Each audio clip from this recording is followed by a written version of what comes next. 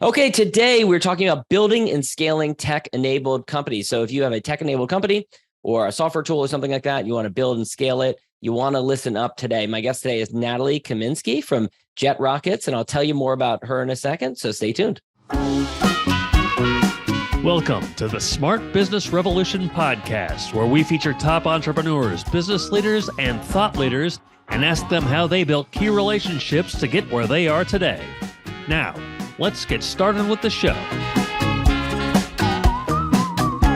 All right, welcome everyone. John Corcoran here. I'm the host of the show. I'm also the co-founder of Rise25. And, each week I get to talk to smart CEOs, founders, and entrepreneurs of all kinds of companies. We've had Netflix, we've had Kinko's, YPO, EO, Activation Blizzard, LendingTree, Quicken, Redfin, Grubhub. Go check out the archives. Lots of great episodes in there for you. And of course, this episode brought to you by Rise25, my company where we help B2B businesses to get clients, referrals, and strategic partnerships. We're done for you podcasting, content marketing. We've got lots of resources on our website, rise25.com. Go check it out there. You can also email us at support@rise25.com. Sign up for our email list because we're about to launch version 2.0 of our client dashboard platform, which I'm really excited about. So definitely sign up for our email list there. All right, Natalie, I'm excited to have you here today. First of all, you're the CEO and founder of Jet Rockets. You're the co-founder of One Tribe. We'll explain what those are in a moment. 20 years of experience in the technology industry. You've lived all over the globe. Got a really interesting background in terms of where you came from, where you've lived, how you ended up now currently in New York. I'm excited about that. But first of all, I love to ask people about how they were as a kid and any entrepreneurial hustles that they had. But you actually were born in what was the Soviet Union in Russia and ended up going from Russia to Ukraine to Israel to the United States. And you had to contribute to your family from a young age. Tell us a little bit about that upbringing and what that was like for you working to contribute to your family, which didn't have a lot of resources back then. Well, first of all, hi, John. Very good to be here. Thank you for having me. And yes, you're absolutely right. I've moved quite a lot being a kid. And even, during my few years in the Soviet Union, we've moved a lot from one place to another. So, I always joke and I say that during my childhood, I was kind of an entrepreneur because during the 12 years of primary education, I've had to switch 9 schools. Wow. So Wow. I had to adapt and adjust to a lot of new kids and a lot of new environments. And I kind of became very adaptable, which is, I added it up for me once. I think it was 6 schools before I hit my first year of high school. Wow. But for you, the culture shock was so much greater because you're going from country to country and within countries.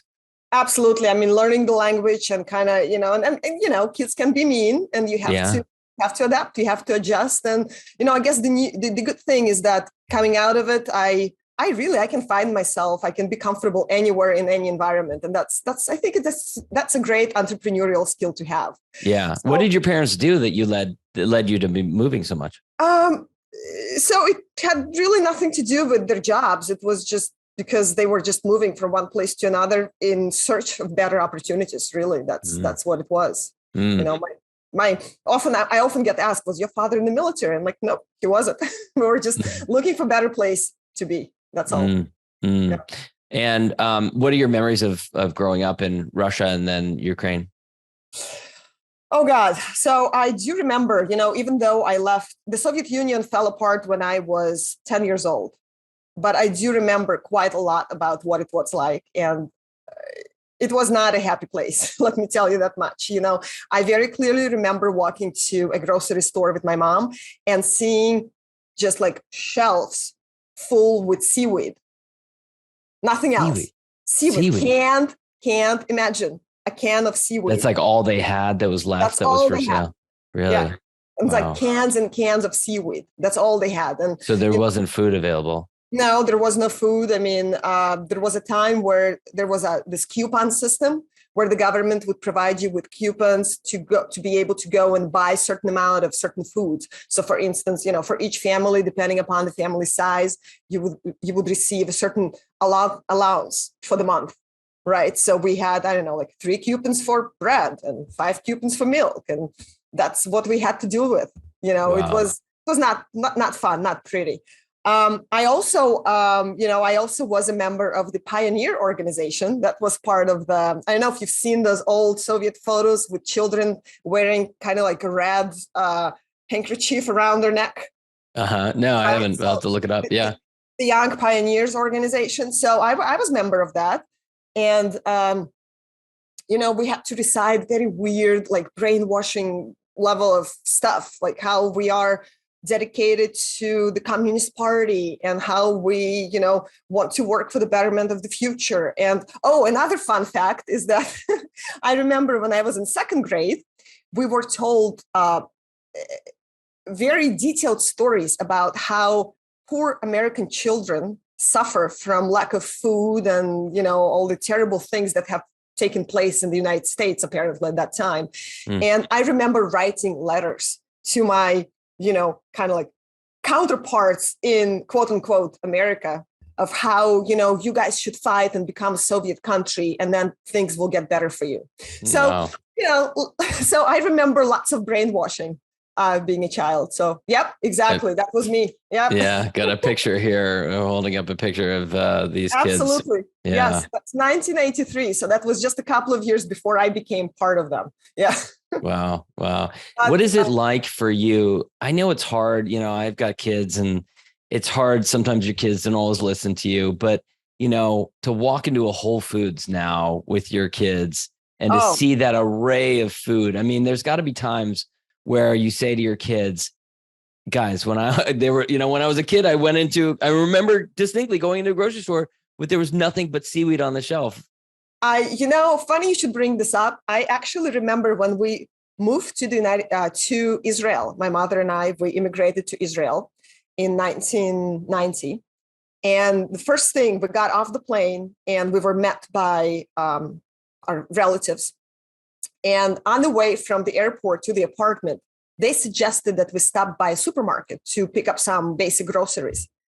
And I clearly remember walking into a store and I remember the kind of like my mother's face. And I remember myself going like, oh, like your mouth God. Dropping. It's like, how is this possible to have so much of things readily available, of like anything? Like I've never even seen a banana until I was like 10. Wow. So I do remember those times. And frankly, I do sometimes have to remind my girls, and I have two daughters, ages 17 and 9, that, they're very, very fortunate, very lucky. I mean, I have to be honest. I'm very grateful for the fact that they didn't have to experience these hardships and that they do take certain things for granted. I'm okay with that. Yeah. It's it's a whole longer discussion, right? Yes. Like, as entrepreneurs, you go through those tough days and it molds you into who you are today. And part of us wants to spare our children from the challenge, the difficulty, the pain of experiencing that themselves, while at the same time knowing that that's what made us who we are, right? Absolutely. That's this constant challenge that I have to struggle with between being super happy that my girls can pretty much, they have no hardships, thank God. But at the same time, exactly making sure that they grow up to be appreciative and hardworking people who will be willing to push themselves forward to achieve things. All right. Yeah. So you said at 12 was when you had your first job, which was to support the family. What was that job?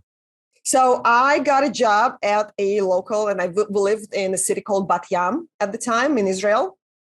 And I got a job at a local flower shop, and I was making arrangements. And I was also a delivery girl. So I was just taking those flowers and delivering the orders.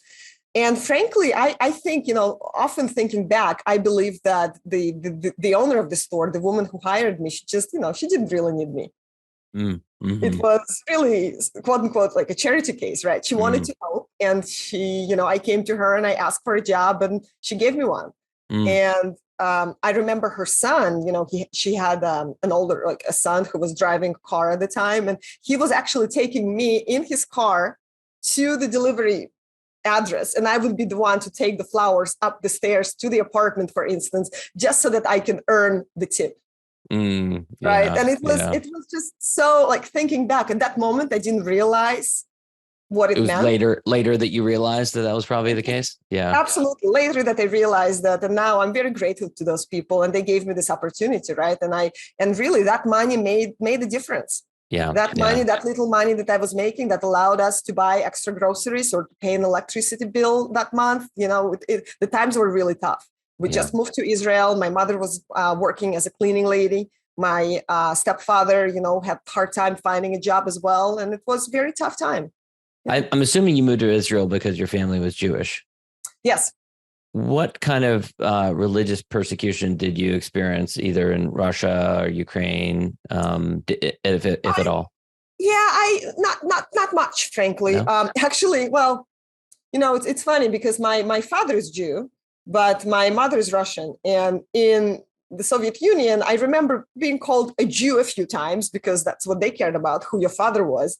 But in Jewish traditions, as you probably it's know, the mother. It's by the mother. Yeah. So when I actually moved to Israel, suddenly I was being picked at for not being a Jew. So I was confused. I'm like, come on. They're picking on me in Russia. They're picking on me in Israel. That's funny. I get no break. No. Yeah. And so it's interesting because you end up, we're flashing forward a little bit here, but you end up working in the corporate world for a number of years and doing web development. And you kind of get to the point where you realize that, that you can do this for yourself. Before we get to that, though, I want to hear about the journey from Israel to the United States. How did that end up happening? How did your family end up going that route?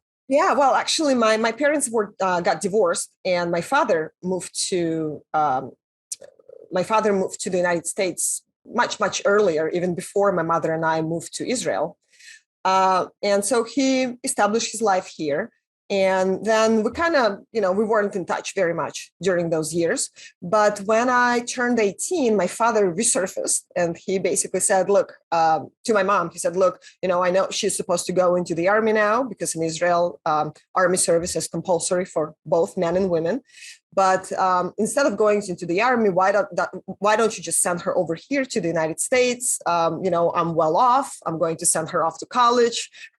Her life is going to be beautiful. And my mom got really excited about that. And that's how I ended up in Minnesota. Minnesota? Yes, of all places. From Israel. Israel. It's a bit of a climate change in addition to a cultural change. Yes, it was a huge shock because I arrived in October. I think it was October 20th, 1998. Oh. Without going into too many details, my father and I did not really work out that well together. Yeah, I mean, that's hard to be away from a parent for that long and then have to suddenly reunite that relationship. Yeah. It did not work out. I only stayed with him at his house for about 3 months. And then what did you do? To move out and find my own path, really. And my mother was a smart woman. Well, she is a smart woman. When sending me off to the United States, she considered the possibility of my father and I not getting along very well. And so she had a return ticket for me with an expiration date of, 12 months. So I had a year to either make it or go back. And so I said to myself, you know what? At that point I had 9 months left before my return ticket was expiring. So I said to myself, you know what, I'm gonna do my best and I'm gonna try and put some roots down here if I can. And it was 1998, which means everyone was hiring. The Y2K boom, right? Everyone was supposed to, life. Good time to be looking for a job. Yeah. Very good time. Exactly. Yeah. So that's how I ended up in IT. Actually, I remember walking into a company and, I'm oversimplifying. I think the story goes like this. I started knocking on doors, trying to find a job. And it took me quite some time, but eventually, a person hired me.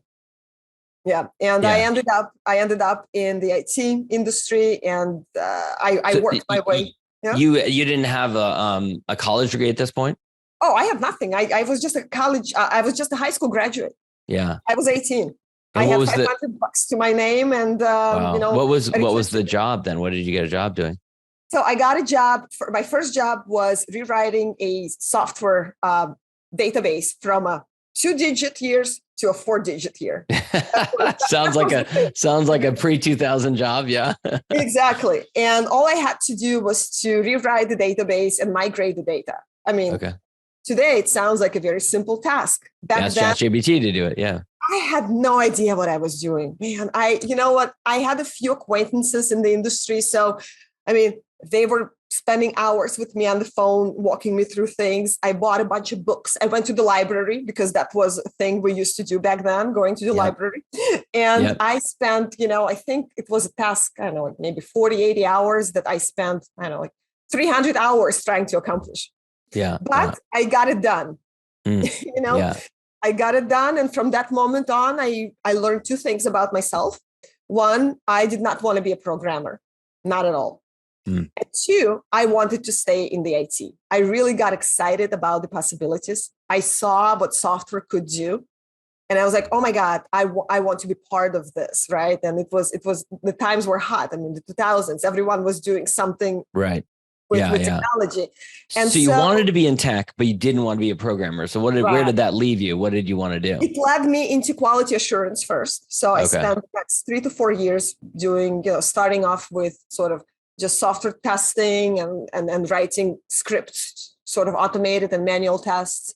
Then I moved into business analysis, in early 2000, I had a fancy, very fancy title of a webmaster. Great title. Yep, I was writing HTML and it was fun. I did something. If you're writing HTML, you're kind of getting up to and surrounding being a programmer, maybe not heavy duty programming. Yeah, true. But it was a little bit different, right? It was not just like staring. Lightweight programming. It was lightweight, but also you could see the results on the web immediately. It was. Oh yeah.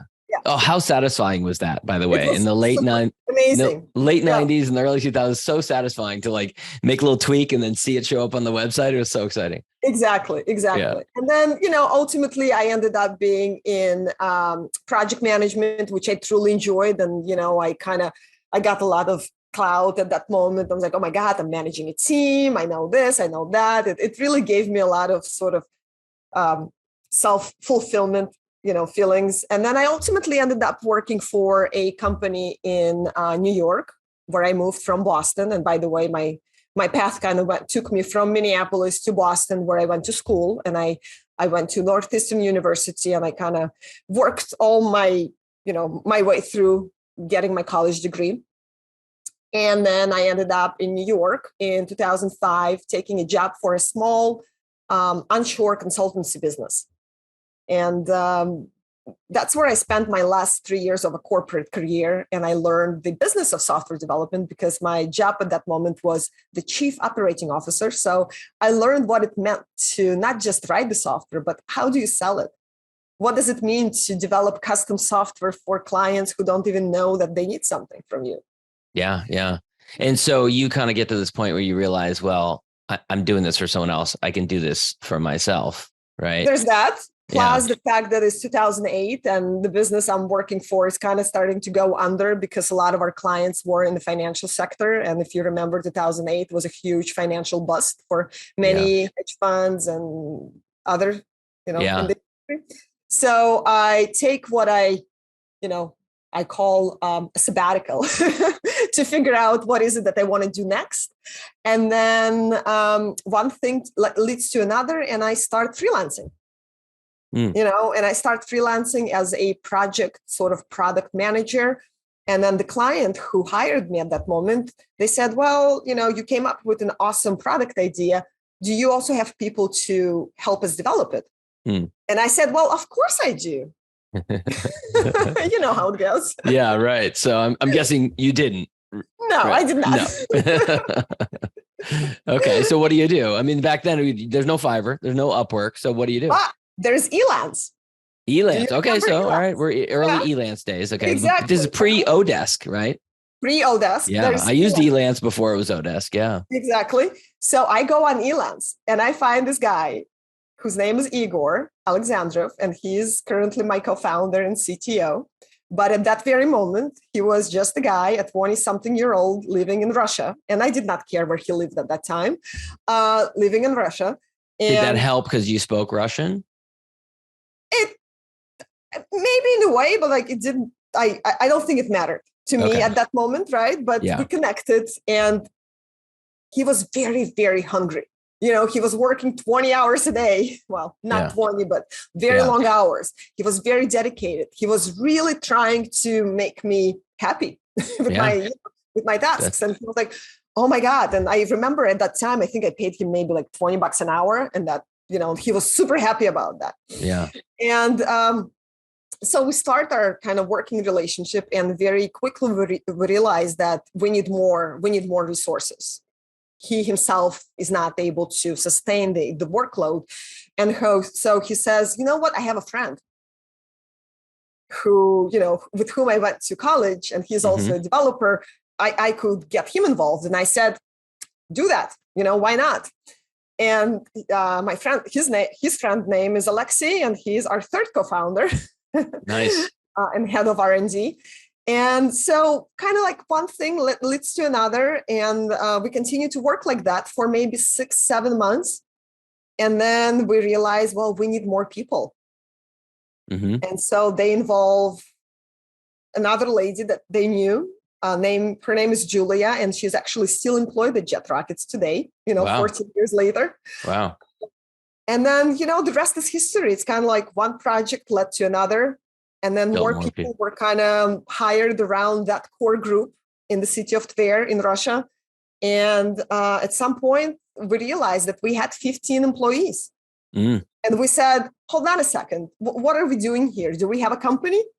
And we said, well, I guess we do. And so, we went on like GoDaddy to find the name for ourselves. And Jet Rockets was available. That's a pretty good name.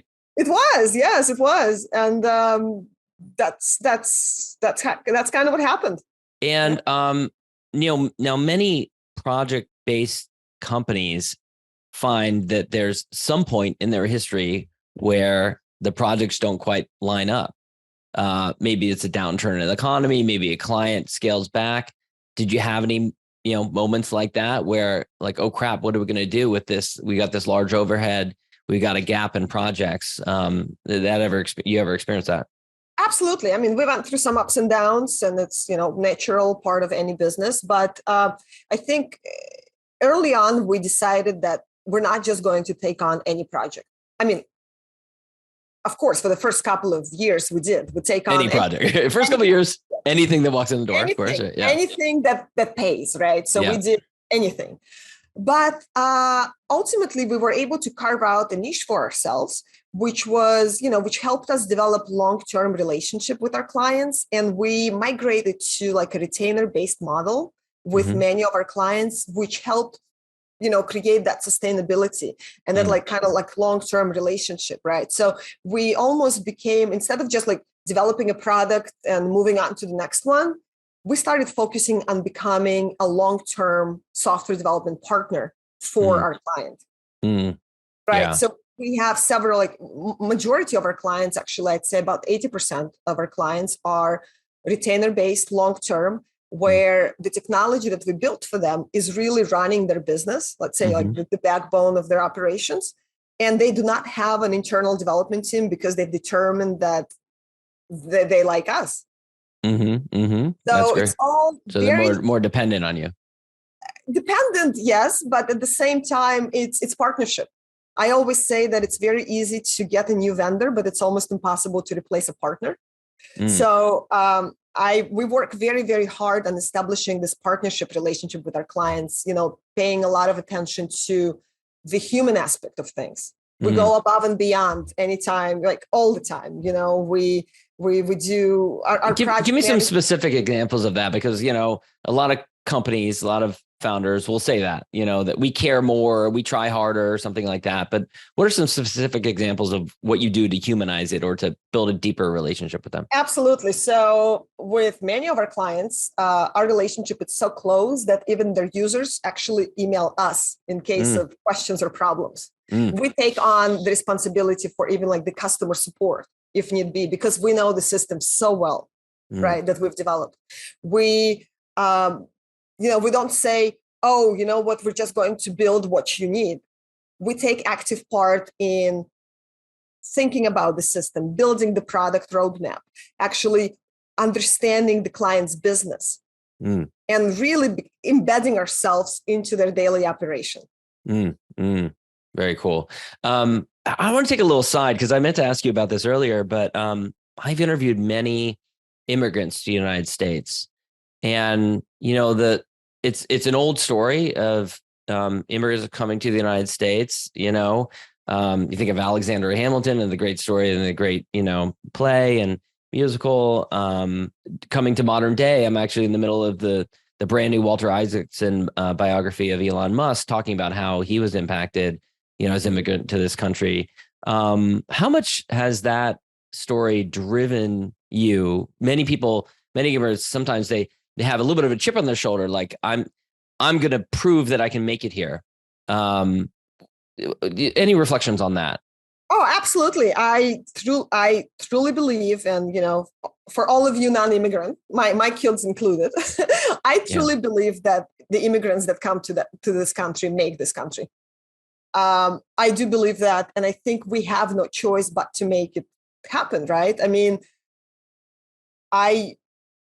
one of the things, we can say many things about the United States of America and how maybe, we have a lot of things to improve, but this is truly the land of opportunities.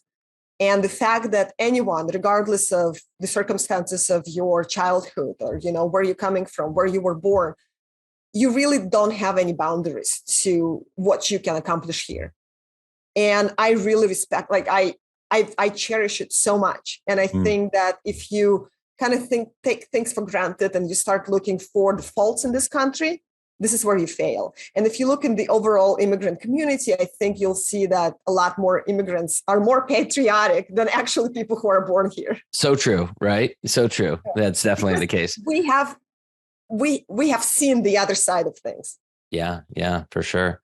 I want to ask you about one of the tensions when you have a company like yours where you are partnering with a client to develop something is that you can do it yourself as well. And so that can sometimes be a tension between pursuing a project that's paid for by a client and pursuing a project of your own. And I'm sure you have no shortage of ideas of different things that you can build. And you've pursued a few of those. GoBaby is one of them. So I want to ask about that. But first, before we get into that story, how do you decide what to take on as a quote unquote internal project, and devote resources to it versus continuing to take the paid for gig that a client is paying you for? Well, first, I have to say that I really enjoy the journey of building Jet Rockets as a company. So to me, seeing how we went from literally two people working together as a contract, myself and Igor through Elance, and on to where we are today, a company that cares for its employees and, with a lot of repeat business and great reputation on the market. So to me, Jet Rockets on its own is a product, right, that I want to see succeed. So to me, taking on projects, paid project is part of that journey, is to be able to grow the company further and, hopefully getting it to the next level. And who knows what's in store for us in the future. Now, I truly believe that ideas are, I hear great ideas every day, right? Because I speak to a lot of potential clients but I think in order for an idea to be successful, you really have to be passionate about it. You can't just hear, oh, that's a great idea. Let me build it and launch it and sell it as my own. It doesn't work like that. It only works when it comes from the soul. And so that's where that's where I find it, right? So if a certain idea is actually dear to me and it's coming from my soul and it's actually I feel passionate about it, then I want to do it. And do you find that you still have to make a decision, right? Like, are we going to spend 5% of our top line revenue on internal projects or 50% of our internal revenue? And there are some companies like that they get into maybe software development or app development. They do it for a couple of years and then they pour all their resources into some new idea. So how do you decide how much effort, energy, resources you put into a side project versus your main project?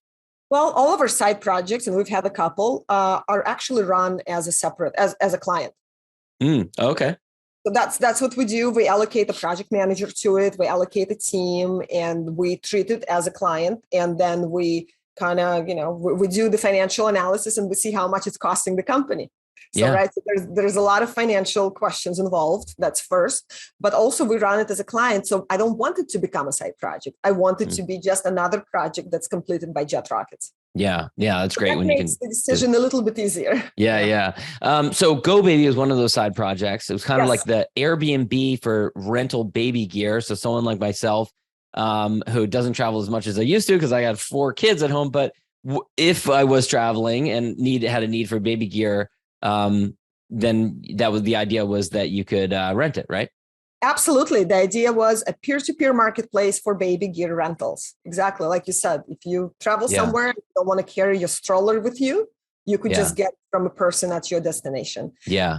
And we launched it in 2015 when my younger daughter was about a year old, and I myself ran into this problem. I was like, oh my God, can't do this anymore. What can be done? And I'm like, oh, how about GoBaby? So, hence the passion, the desire to solve my own problem. Yeah. And, having access to development resources, it makes my life easier. I said, oh, let's see what we can do with this. And we launched it in 2015, 2016. And we actually had some good traction, for the first couple of years, learned a lot of lessons, made tons of mistakes because we've never launched a product. Developing a product is very different from actually owning it and launching it. Yeah. So, we ended up shutting it down around 2020 when COVID hit, and people aren't traveling as much then. People weren't traveling, but I still, when I look back, I still view it as a very good experience, very excellent learning opportunity that I can now apply to a lot of new projects that we're working on with our clients, and I happily share the experience and the things I've learned. Yeah. Take us back now. We're recording this in September 2023. The war in Ukraine has been going on for, I think, about a year and a half now at this point.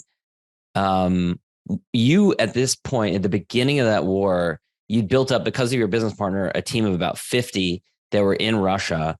Take me back to what that was like for you when you realized that this war was going to happen. What's going through your head? It was absolutely horrendous. I mean, we started to keep an eye on the news actually late December, the prior year, because, we heard that something is brewing up, right? But nobody could ever imagine how terrible the situation actually will happen. And so we started to keep an eye around December and January. I clearly remember having the conversations with my team, with my leadership team, and talking about, well, do you think it's possible that he's going to actually attack Ukraine? And everyone was just like, no way, it's not possible. Nobody could imagine this. So when the war hit, we were kind of both shocked, but not necessarily surprised. You know what I mean? So we kind of expected it. So we weren't that surprised, but we were shocked at the fact that it did happen and the magnitude of that attack. And that it wasn't just some localized conflict, but it was an outright invasion. Yeah. And so we immediately, I personally immediately realized that this is for the long term. There was simply no way that Ukrainians were going to give up. And I kind of, I was the first to call it. I said, there's no way. And you're probably in the minority, right? I think a lot of people thought that this thing would be over very quickly. Yeah, that, absolutely. The mighty Russia would roll over Ukraine. That did not happen at all. Thank God it did not happen. Yes, absolutely.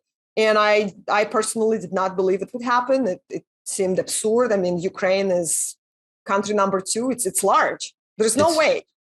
It's a proud country that was not going to let that happen. Yes, people, and I know the history of it quite well. And Ukraine's been trying to break away from Russia for quite some time, and I did not believe for a second that Ukrainians will just give up. Yeah, not for a second. So what do you do for your team that is primarily in Russia? I immediately realized 2 things. That first of all, if I continue to have employees in Russia, it means that I continue to pay them salaries, which then, they pay tax in Russia, and Right. their tax contributions go towards supporting the war. And so I immediately said, I cannot be involved in this. There's no way that Jet Rockets or myself personally will support this war financially or any otherwise. And so And your two co-founders are in Russia. What did they say to that? Completely on board. Yes, completely on board. And I'm happy to say that at that time we had 55 employees, I'd say 50 of them felt the same way. Yeah. But it's one thing to feel the same way. It's another to uproot your family. So what did your co-founders, first, what did your co-founders do? And then what did the rest of your team decide to do? So my co-founders boarded an airplane to Turkey within 3 days. Wow. I remember how hard it was for people to get out of the country. It was almost impossible. Yeah. It was terrible. I myself participated in trying to buy tickets. One of our clients, who was in travel agency, helped us find tickets for some of our employees. But yes, it was quite an ordeal. At that time, I myself became a travel agent, because I was searching out tickets. I was searching for lodging for people who were arriving. We were trying to figure out what does it mean for us, where are we going to go? And that, and we ended up first going to Turkey because we felt like, well, Turkey is a NATO country. If we're going to relocate all of our employees, we might as well go to a country that has NATO protection, because one thing we did not know is how terrible Russian army is, right? I knew there was going to be fighting, but I didn't realize how terrible the army is. And so I said, well, it's Ukraine today, maybe tomorrow is Georgia. As you know, Russia fought 2 wars in Georgia. Right. So we wanted the protection of NATO country. And so we ended up going to Turkey. Very quickly, we realized that it was very difficult to set up shop in Turkey. And so we then decided to move on and continue on to Georgia. So whilst in Turkey, and they've spent about 2 weeks in Turkey, the two of them with their family members, by the way, and an announcement came through that Visa and MasterCard were cutting off all Russian cards. So people with, cards issued in Russia or to Russian citizens would no longer be operational. And of course, that news came out on Saturday afternoon Eastern time, which made it very late night Turkey time. And, I was the one to hear the news. And I think literally the effect was supposed to take place the next morning, right? So there was no time. So I had no means of paying for things, right? I mean, I'm sure they had some cash on them, but most of their money was in the bank. I mean, who cares around large amounts of money, right? Right.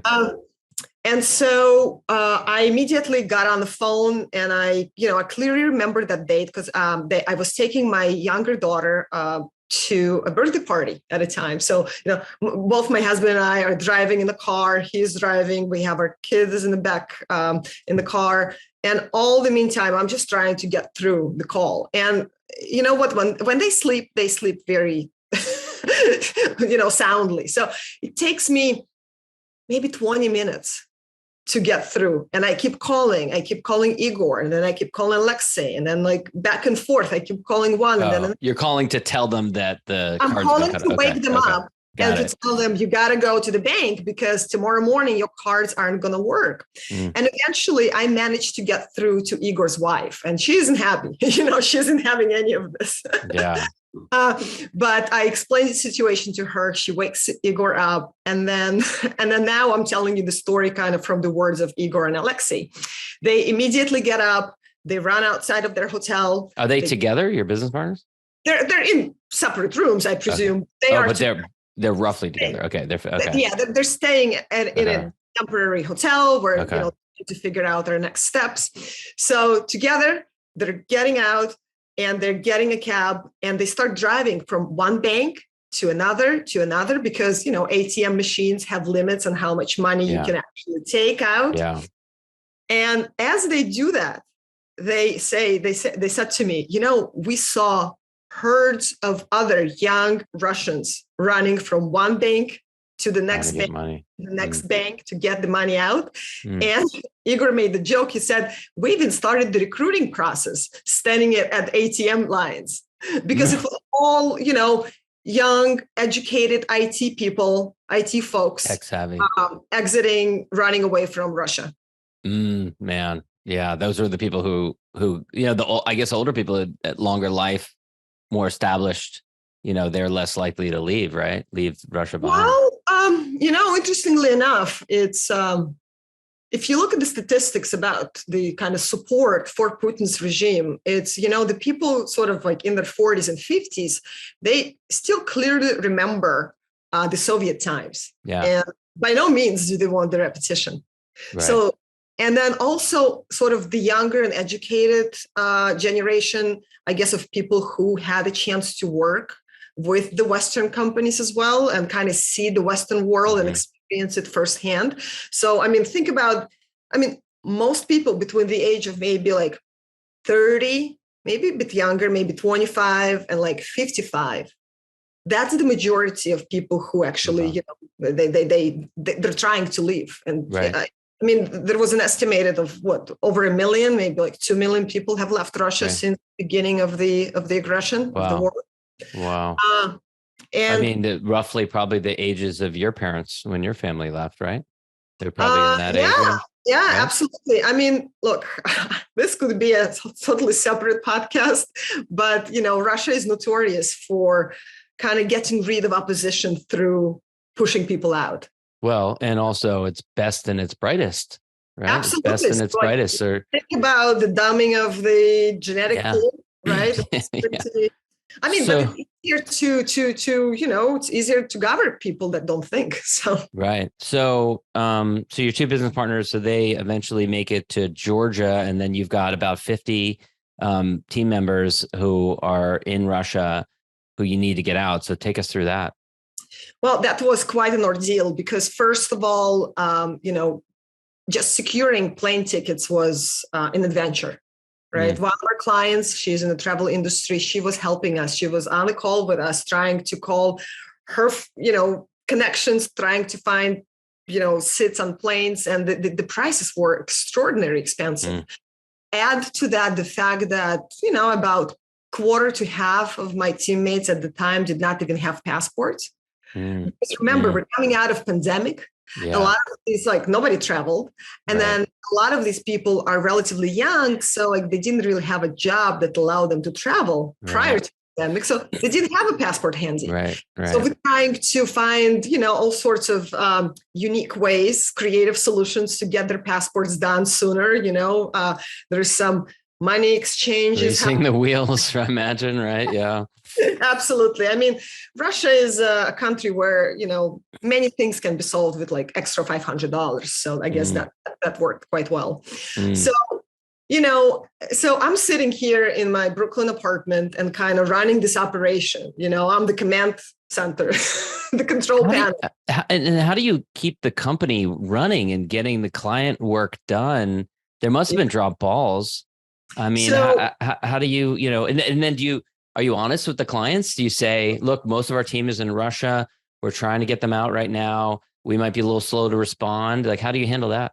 So, all of the above, right? So obviously yes, we have to get our team out, but we also have to make sure business continues. And it's not our client's fault that Putin decided to wage this war, right? So, but, transparency is one of our core values. And our clients always know, from day one, our clients have always known that, our team is based in Russia and we've got team members in Ukraine and Belarus, that was prior to the war. As soon as the war broke out, we immediately contacted all of our clients and announced that, over the course of the next few weeks and maybe a couple of months, we will be moving people out of Russia. And I have to, our clients are amazing. And I think, because we were able to develop this long-term relationship with them, everyone was enormously supportive.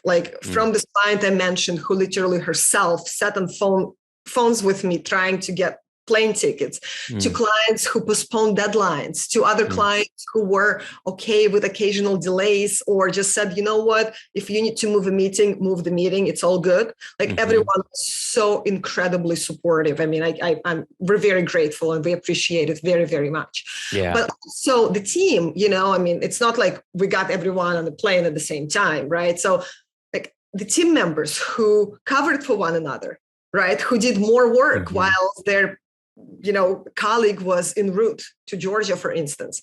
So everyone supported each other, and it was such an incredible experience, frankly. Like, I'm thinking back, it was extraordinary stressful time. I mean, I think I ran on adrenaline, the whole like 6 months too. But like thinking back, at the end of the day, we came out a much, much stronger organization. We've learned so much about one another, right? We've proven to each other that we got each other's backs. I think you said 50 of 55 team members and their families ended up leaving Russia. Immediate families, immediate families. It ended up of your team members ended up leaving Russia. And did the majority of them end up in Georgia? So at first, yes. Yes, and I'd say still majority are in Georgia, but over time, some people have decided to continue, on to different countries. Few people, they've had European visas, so they continued on to, let's say, Portugal or Spain or Serbia. A couple of team members decided to go, Far East. They've always wanted to. So we have a team member in India, and we have a team member in Thailand, And one of them actually made their way to the United States. So, wow. Our goal as a company was to get them out to, I wanted to say safety, but I don't necessarily want to use that word. It would not be correct. Russians, get them out of Russia. Let me put it this way, right? Yeah. So we got them out of Russia. We got them to Georgia. We helped them settle, and we covered the expenses associated with the move and the first month of temporary housing until they found, their long-term apartments, etc. But then we basically said, look, we've established a Georgian entity that then employed these people and provided them with means of staying in the country. Okay, legally, right? So they could stay longer. Exactly. Okay. Bank accounts, rent apartments, actually lead normal, kind of semi-normal life. Yeah. So we've done all we could, but then if people decided to move on, it's of course, it's their decision, and we supported that, but not financially. Do you worry about their safety now? No, I do not worry about their safety now. I think, at this point they are, in a place that, I want to believe we'll never go back to. I mean, if you know the history of Georgia, they fought 2 wars with Russia. Their politics are very complicated, but I have faith in the Georgian people. Yeah. Georgian people are very much pro-Ukraine, anti-Russian regime, and I hope that they will not allow the country to go back to being sort of vassal country of Russia. Yeah. I mean, this dramatically transformed your company. I'm sure changed you personally. As you look back at this experience, is there anything that now, if you knew what you knew now, that you would do differently? Honestly, probably no, because, I had to deal with what I had to deal. I had to make very quick decisions. I had to just, we didn't consider any expenses associated with with this ordeal, right? I mean, it probably would have been cheaper for me to just part ways with all of my Russian employees and hire a whole bunch of new people. And I know for a fact that some companies did exactly that. I'm not going to name any names, but we know. They know who they are. Yeah. But I felt like I couldn't do this to these people. They've helped me build Jet Rockets. They've helped me create the reputation of our company. They helped us get to where we are. And so I had an obligation. I had moral obligation, but also professional obligation to these people. And so looking back, maybe, bypassing Turkey altogether, but, it was a fun ride. Yeah. And now you have a new arm of the business, I guess, JR Ventures, which is a venture studio helping founders to launch their product. You have a new cohort. It's focusing on female founders. Tell us about it. Yeah, so we're actually announcing it this week. Our goal is really to be able to support as many non-tech founders as possible, right? Being a founder is very difficult. Being a non-tech founder multiplies it by like 5 times, but being a female non-tech founder makes it extraordinarily more difficult. And so my goal is to create opportunities for these people, right? And oftentimes people don't pursue their ideas because they feel like, well, I don't know enough. I don't have the budget. I don't have the money. I'm not like, what do I do? Do I fundraise first and build later? Do I, finance it out of my savings account and risk my livelihood? Like, what do I do? So we wanted to create additional opportunities and ways for these people to be more creative. So we decided to put together this JR Venture arm of our company that identifies, select few companies that we truly believe have a very strong value proposition and have thought about their go-to-market strategy, because this is very important. Thing number one, before you build, before you design, you got to have a strong go-to-market strategy that includes your value proposition, includes your sales pitch, includes everything, right? Mm-hmm. So identify a few companies like those and help them launch their product. Actually help them build those minimum viable products, launch it, and work with them either through, through their growth or through their fundraising. It really depends. We don't have a prescribed recipe quite yet. We're just dabbling with this idea, right? So I envision that with some we'll do, equity deals, and with some we'll do deferred payment options where maybe we help them launch their product and we defer the payments over the course of the next 12 to 24 months as they potentially start earning revenues or secure funding. Do you see this as kind of like a Y Combinator or like a Techstars type of thing? Or it seems like it's a little bit more hands-on because you're helping them to actually build? Yeah. Yes, it's very hands-on. This is more like a venture studio. And what sort of products or what sorts of companies are they seeking to build?